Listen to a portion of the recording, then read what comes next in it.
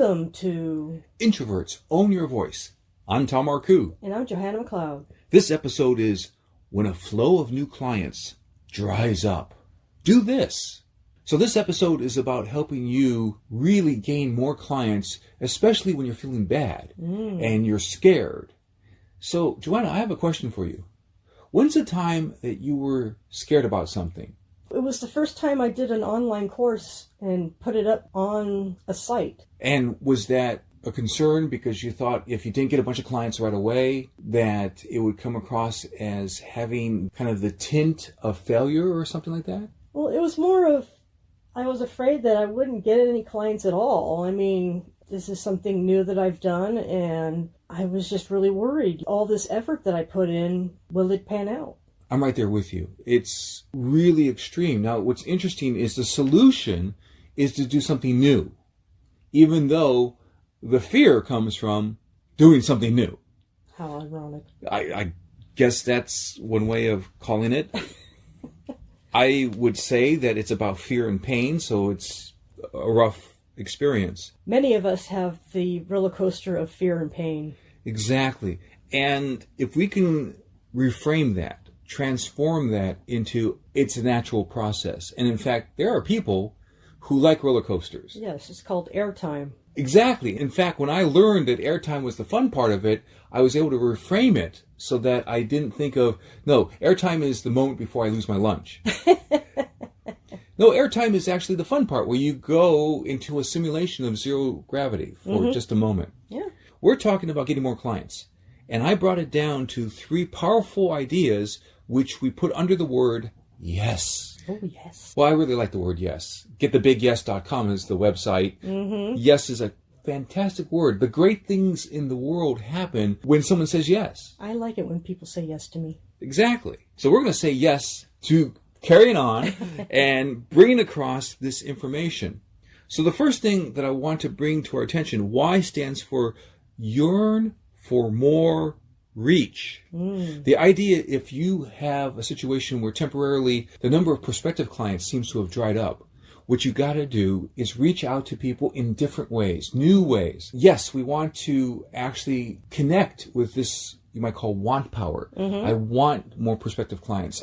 I want to find new ways to reach them. How do you translate reaching out into getting actual clients, especially when you're trying something new already? There's a number of details that goes into responding to that. First detail, don't be doing too many things at the same time, because if you give a half effort to a bunch of things, or even just a fraction of an effort to 5 different things, you can't make it really work for you. One of the things I've been really excited to share in this conversation is a concept I call design for consistency. And we're going to talk about that in a little bit.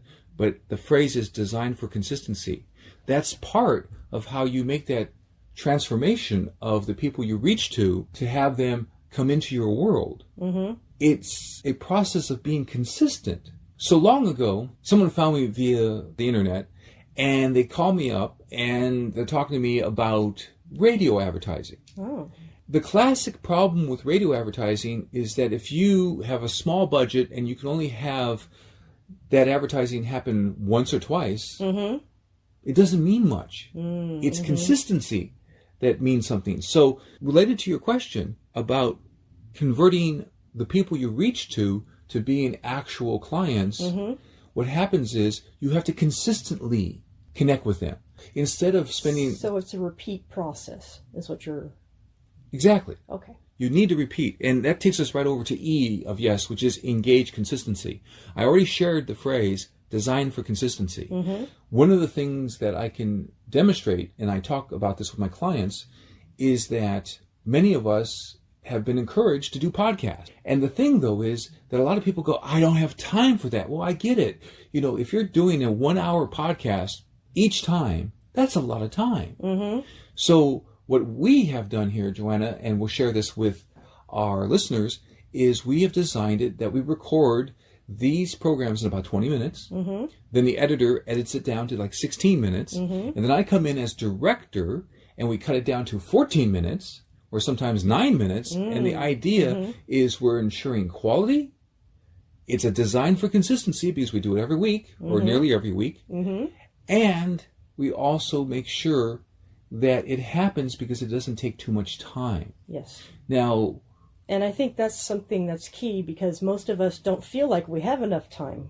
We're already overbooked or as it is. Mm-hmm. So the idea is that you need to streamline your schedule, throw a couple things out. So I like to emphasize with my clients the power of 3.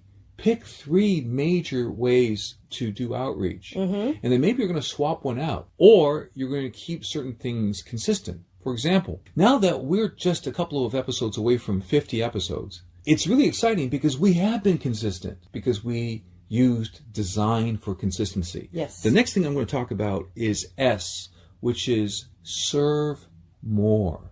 The way to get a new flow of potential clients is to get out in the world and serve more. That might be start that podcast. That might be serve other people in your industry by inviting them to be guests on your podcast. Oh, that's brilliant. Now, the other thing, too, is what I like is we have a number of people who are interested in being our guests on this show. And I have talked with them about keeping those episodes down to about 15 minutes. So it's easier on them, too. And we have to be laser focused. So the information that I send to them to help them get focused before such an episode would make sure that we deliver value. I also feel that you want consistent listeners. And if they know that they're going to get the best information briefly, not 1 hour, but maybe 12 minutes, they're going to be there with you consistently. One of the most powerful things about marketing is that people have got to become familiar with you. That's about consistency, too. And that's a problem I find, that how do you get people to be familiar with you when you're trying to get more clients? You need to be in front of them in different ways that are inviting. So a very brief podcast, 11 minutes long, on a topic that is of crucial importance to someone. That's how you get in front of them. Now, there are about 30 different Facebook groups that are alerted to each time our podcast goes out. Oh, how cool. And there are about 5 or so LinkedIn groups that are alerted too. This is a way to keep on getting in front of people. And it's that consistency again. Exactly. This looks like a good time for a Marcoux moment. You are very consistent in your Marcoux moments. Well, thank you. This is something that some people can really look forward to, because it's an excerpt from one of the books. The title of this book is Success Secrets of Rich, Smart, and Powerful People, 2nd edition. The subtitle is How You Can Use Leverage for Business Success. Now, we're going to go into the book, and I'm going to share a couple of details. We're going to start on page 25. This is a 9-minute method. Connect with want power. Why you need to do this. Successful people I've interviewed demonstrate one characteristic in particular. They want something. A lot. Even in myself, I've noticed that want power can overcome anticipation of both pain and inconvenience. So the reason to connect with your want power is to give yourself the best chances for success. To overcome the 3 difficulties that I mentioned above, you need an irresistible force, and that's want power. Now we're going to go further into the book. Part of getting connected to want power is a 9-minute exercise, and in 9 minutes, some of the answers are going to come from a couple of the questions that I'm going to quote here. What do you feel good about related to how you help people? Which part of your business would you do exclusively if you could? What do you long to see accomplished? What is your vision? How would you reward yourself or your family when you achieve those big profits? So here is a terrific book, Success Secrets of Rich, Smart, and Powerful People. And that's the close of this excerpt. Johanna, I'm curious. What are you going to keep from our conversation? I think the most powerful thing I've experienced in this podcast is consistency. Yes, that's certainly true. We're so close to the 50th episode. And at the same time, this ties into what we've been talking about. What do you do if a flow of new clients dries up? You've got to get into action and do something new, but not just do it once or twice. You have to be consistent about it. And for a summary, we focus on the word yes. Yearn for more reach, engage consistency, and serve more. It's absolutely important to grow your business. It comes down to 4 words. One of my mentors taught me this. share information, make offers. So you need to get out there in front of people, whether you're in iTunes or Spotify like we are with this podcast. Mm-hmm. We also have a YouTube channel. Or if you are putting up articles on medium.com, which I think we're going to start doing pretty soon too. Mm-hmm. So the whole idea, though, is when you do one of these processes to reach out to more people, be consistent about it. Mm-hmm. Thank you, Johanna. Thank you, Tom. Click to subscribe to this channel. And then you'll be supporting Johanna, me, and our message. Tom helps people in other ways. As a spoken word strategist and executive coach, I help people really connect and get yes. I help them with their speeches, pitches, video marketing, and networking. And I help them prepare for that crucial life-changing meeting. As you're ready to go to the next step, see special videos, find out about my books and coaching at getthebigyes.com/next step. And so remember, perform at your best with words, strategy, and rehearsal for your success.